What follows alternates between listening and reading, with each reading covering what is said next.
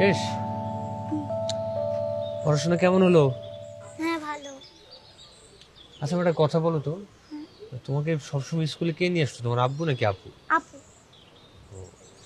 আমার আপুর ইউনিভার্সিটি পাশেই। আমার শেষ হয়ে গেলে আমি অপেক্ষা করি আপু এসে আমাকে নিয়ে যায়। তাই নাকি? হুম। আচ্ছা তোমার আপুর ক্লাস শেষ হতে আর কতক্ষণ লাগতে পারে?